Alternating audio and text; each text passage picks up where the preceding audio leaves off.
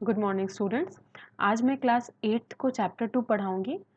इस चैप्टर का नाम है द माइक्रो वर्ल्ड। सबसे पहले तो आप लोगों को पता होगा कि हमारे जो प्लैनेट्स हैं, हमारे प्लैनेट्स में बहुत सारे एनिमल और प्लांट्स पाए जाते हैं। अब इसे कभी आपने नोटिस किया है कि इनकी साइज़ में कितना डिफरेंस होता है। ये जो भी लिविंग ऑर्गेनिज्म होते हैं इसमें, इनके साइज़ बहुत बड़े भी होते हैं, बहुत छोटे भी होते हैं, मीडियम साइज़ के भी होते हैं। जैसे आप देख सकते हैं वेल वेल कितने बड़े हैं साइज़ में, एलिफेंट्स कितने बड़े हैं। वैसे ही छोटी छोटी भी ऑर्गेनिज्म है जो हम अपनी आँखों से नहीं देख सकते, हम अपनी नेकेड आई से नहीं देख सकते। तो जिनको हम अपनी आँखों से नहीं देख सकते, उनको हम देखने के लिए एक माइक्रोस्कोप यूज़ करते हैं। एक मशीन होता है, ये मशीन के थ्रू माइक्रोस्कोप के थ्रू हम माइक्रो ऑर्गेनिज्म को देखते हैं। ये जो माइक्रो ऑर्गेनिज्म है, ये हमारे आँखों से हमें जल्दी नहीं दिखते हैं, तो इसको देखने के लिए हम माइक्रोस्कोप यूज़ करते हैं। अब माइक्रोस्कोप क्या होता है? ये एक इंस्ट्रूमेंट है जो अलाउ करता है छोटे से छोटे ऑब्जेक्ट को देखने में।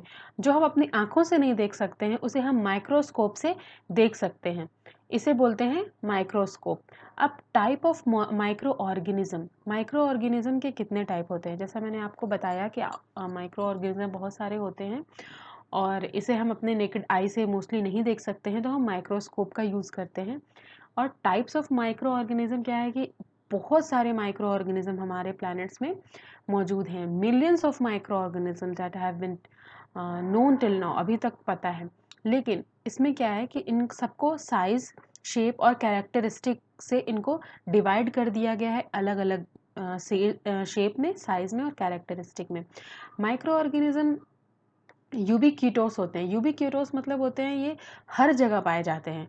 ये पानी में भी पाए जाते हैं, ये माइक्रो ऑर्गेनिज्म लिविंग थिंग्स पे पाए जाते हैं, ह्यूमन बींग्स के अंदर पाए जाते हैं और प्लांट्स में पाए जाते हैं, एनिमल्स में पाए जाते हैं, इवन जो अर्थ है अर्थ के अंदर पाए जाते हैं, तो मिट्टी में पाए जाते हैं। ये हर जगह पाए जाते हैं, एयर, सॉइल, वाटर, हर जगह। ठीक है। अब इसके कैरेक्टरिस्टिक को देखते हुए इनको 5 ग्रुप में डिवाइड किया गया है।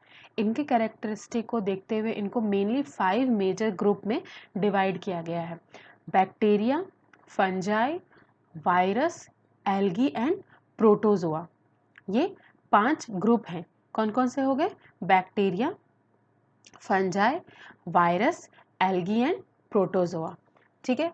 तो हम वन बाय वन इसे भी पढ़ेंगे। सबसे पहले आता है बैक्टीरिया। बैक्टीरिया एक कॉमन माइक्रो ऑर्गेनिज्म है जो हर जगह आपको देखने को मिल सकता है अगर आप माइक्रोस्कोप से देखें तो they are the most common micro organism that are found everywhere. There are of 4 type based on their shape. इनके शेप को देखते हुए इनको 4 पार्ट में डिवाइड किया गया है। इनके शेप को देखते हुए इनको कितने पार्ट में डिवाइड किया गया है? 4 टाइप्स में। ठीक है। First coccus, second bacilli, third vibrio and fourth spirilla. अब इनको ज़्यादा एक्सप्लेन ना करते हुए थोड़ा सा एक्सप्लेन किया गया है, जैसे आप अपने बुक में भी देख सकते हैं और आप स्क्रीन पे भी देख सकते हैं। कोकस, ये बेसिकली राउंड शेप्ड का बैक्टीरिया होता है, इसे कहते हैं कोकस। जो बैक्टीरिया राउंड शेप में हो उसे क्या कहते हैं? कोकस। बैकली, ये रॉड शेप्ड में होता है, ये लॉन्ग ट्यूबुलर, जैसे आपको पता होगा उस टाइप के शेप में होता है, रॉड शेप में। इसे क्या कहते हैं? बैकिलस। वाइब्रियो, ये कर्व्ड शेप में होता है, कर्व्ड, कॉमा लाइक। कॉमा आपने देखा होगा, कॉमा कैसा होता है, मैं आपको बताती हूँ। हाँ, कॉमा आपने ऐसा करते हैं ना हम लोग, कॉमा, सॉरी ये तो नहीं हुआ, अरे ऐसा, ये कॉमा। तो ये इस टाइप के, ऐसे ऐसे ऐसे जो छोटे छोटे, ऐसे थोड़ा सा कर्व भी रहता है और कॉमा टाइप रहते हैं, इसे कहते हैं वाइब्रियो। ठीक है। और जो थर्ड है वो क्या है? स्प्रेला। स्प्रेला मतलब ये स्पाइरल शेप्ड के होते हैं बैक्टीरिया।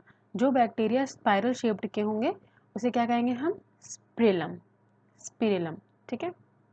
अब हम नेक्स्ट आते हैं, फंजाई के बारे में पढ़ेंगे। फंजाई आपने देखा होगा, जब हम ब्रेड लाते हैं मार्केट से खरीद कर और उस ब्रेड को हम फ्रिज में रखना भूल जाते हैं, तो कुछ दिनों बाद क्या होता है? उस ब्रेड के ऊपर फ्लफी पैचेस आ जाते हैं, है ना, ग्रीन ग्रीन कलर के।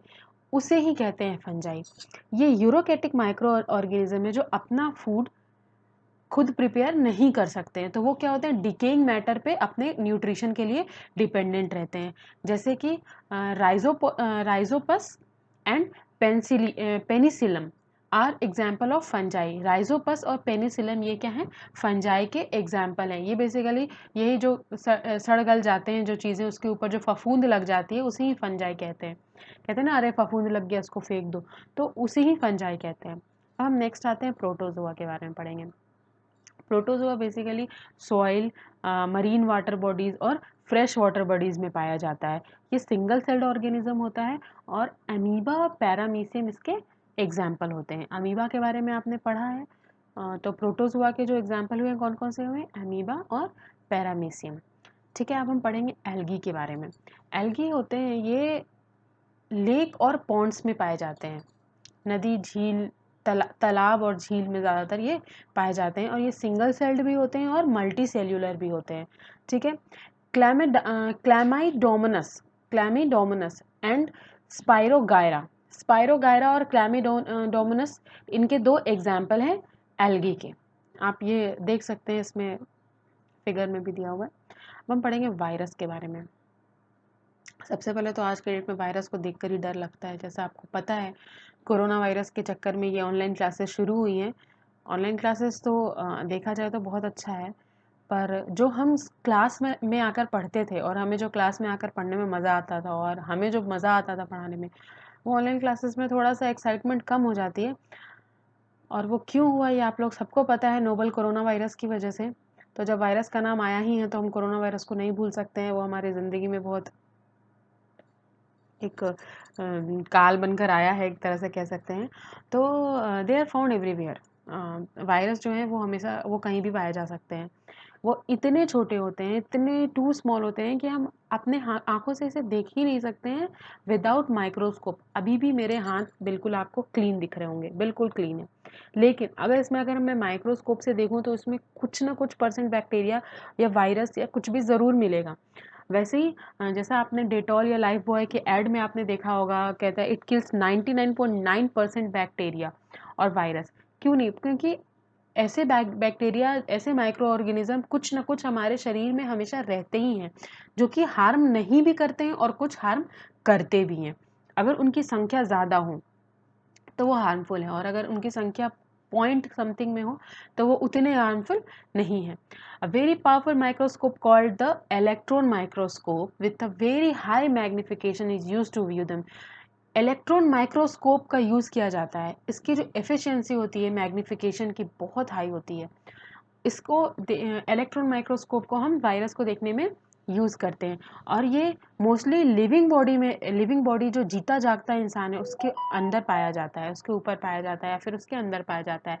प्लांट्स, एनिमल्स, बैक्टीरिया के अंदर भी ये वायरस रहते हैं। They behave as non living things when they exist independently without any host. जब जो जिसके ऊपर बैठा है वो अगर मर चुका है तो वो नॉन लिविंग थिंग की तरह बिहेव करने लगते हैं। जैसे hepatitis virus and rota virus are example of virus. Virus के ये दो हैं, hepatitis virus and rota virus. ये दो क्या हुए, एग्जाम्पल हुए।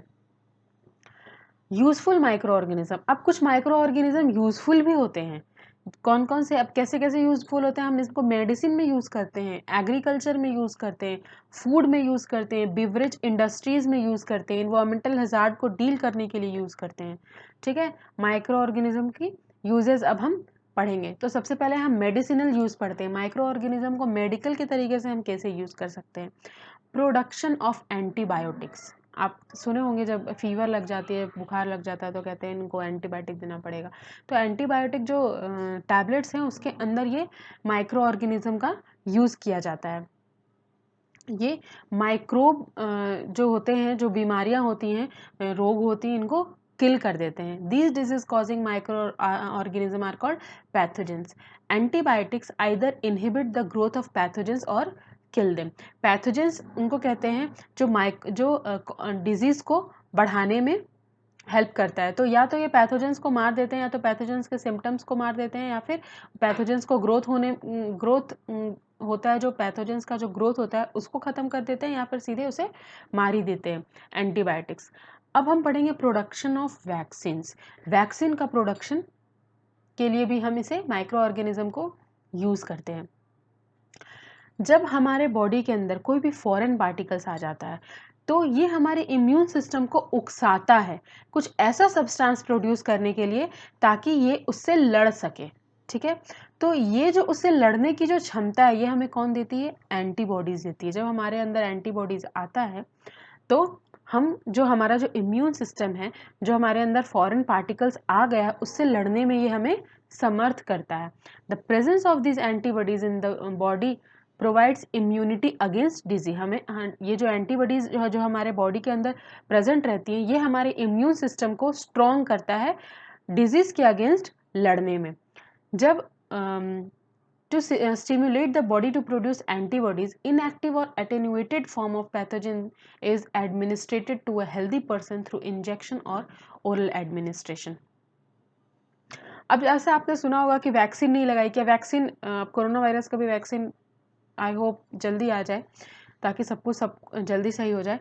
जो ये वैक्सीन है ना ये क्या करता है, ये एक इंजेक्शन का रूप है, ये एक इंजेक्शन के थ्रू ही दिया जाता है।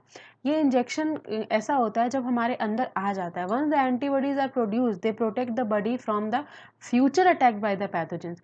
जब ये वैक्सीन हमें लग जाता है तो उस टाइम पे जो भी हमारे बॉडी के अंदर हमारी डिजीज़ हैं, बॉडी के अंदर जो डिजीज़ है उससे लड़ने में ये, उसे मारने में ये हेल्प तो करता ही है, लेकिन जब हमें ये वैक्सीन लग जाती है तो फ्यूचर में कोई ऐसा अटैक ना आ जाए पैथोजन के थ्रू ये अटैक ना आ जाए तो ये वैक्सीन काम करती है। फ्यूचर में कभी भी अगर आपने पोलियो ड्रॉप ले लिया है या फिर जो भी वैक्सीन आती है कॉलेरा का, स्मॉल पॉक्स का, टाइफाइड का, इन सब के वैक्सीन ले लिए हैं आपने तो फ्यूचर में 99% चांस है कि अब आपको ये डबल से नहीं हो सकता है, क्योंकि हमारे अंदर ये इसकी जो एंटीबॉडीज़ है हमारे बॉडी में, जब तक हम मरते नहीं हैं जब तक ये हमारे बॉडी में रहता है और हमारे ये इम्यून सिस्टम को स्ट्रॉन्ग करके रखता है। ठीक है, यहाँ तक हमने पढ़ लिया। अब हम नेक्स्ट पढ़ेंगे बिवरेज इंडस्ट्री और फूड में माइक्रो ऑर्गेनिज्म का यूज़ कैसे करते हैं। तो ये हम पढ़ेंगे नेक्स्ट क्लास में। तब तक के लिए आप वीडियोस देखिए, इससे रिलेटेड जो क्वेश्चन है आप वो क्वेश्चन करने की कोशिश करिए। Thank you.